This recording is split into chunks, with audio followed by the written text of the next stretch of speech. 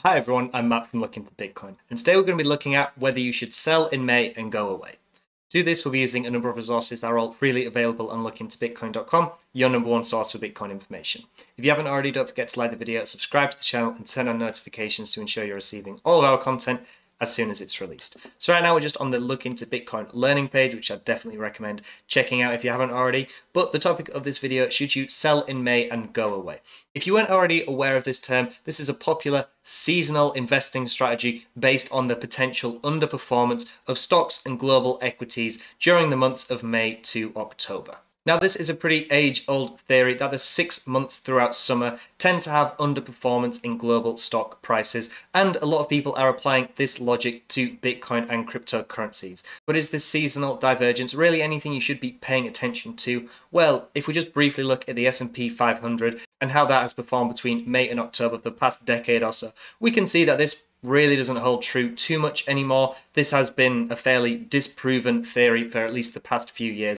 But what about Bitcoin? What about cryptocurrencies? How do they usually perform between the months of May and October? So right now we're just on btcmonthlyreturns.com, which do have this very nice infographic on the monthly returns of Bitcoin throughout its entire price history.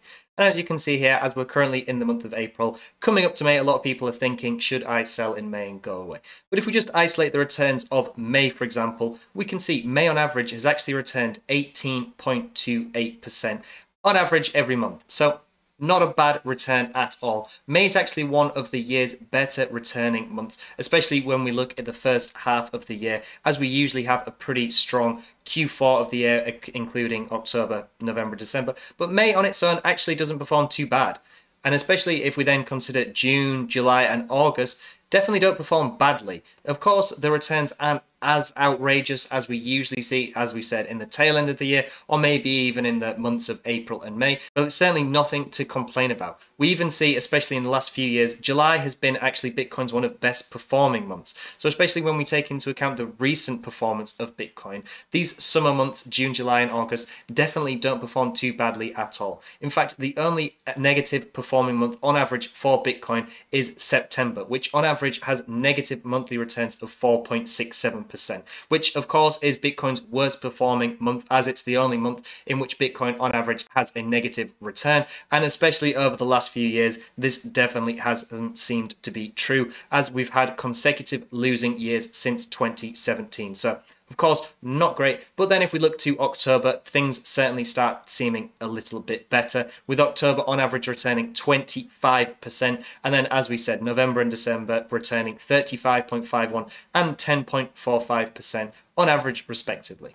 Now, this October figure, you do need to keep in mind, includes a 211% return in 2010, which is absolutely outrageous. So if we discard that and look at the averages for every other year, excluding 2010, it's close to around 13.7% return. So still, certainly not bad, and it's definitely indicative of a very strong Q4. But ultimately, should you sell in May and go away?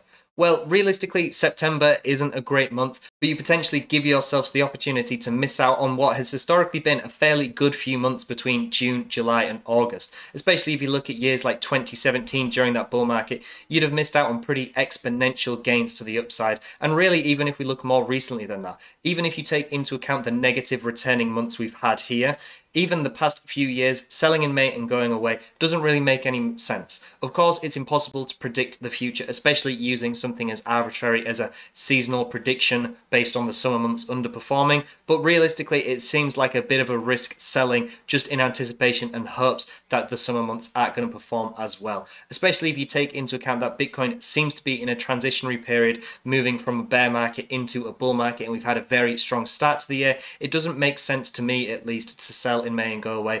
If anything, you should be looking at accumulating, as a lot of Look Into Bitcoin metrics are still signaling that there are high risk to reward accumulation areas that we're currently in for the upcoming bull market. So just to summarize, typically May is actually one of Bitcoin's better performing months, although it is true that the months following do have lower returns on average, although it's still positive. The only negative returns on average for Bitcoin is the month of September.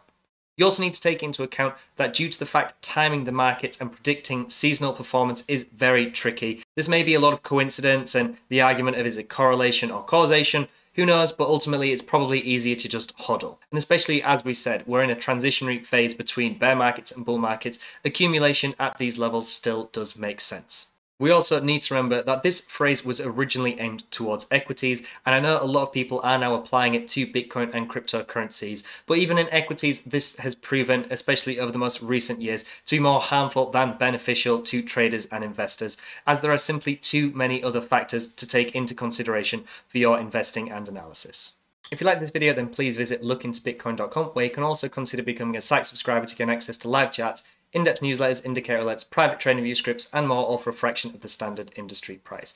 Let me know in the comments down below and on social media, will you be selling in May and going away, or do you just think that it's all nonsense and you're just going to hodl throughout the summer months? That's certainly what I'm going to be doing anyway. Thank you very much for watching, and I'll see you in the next one.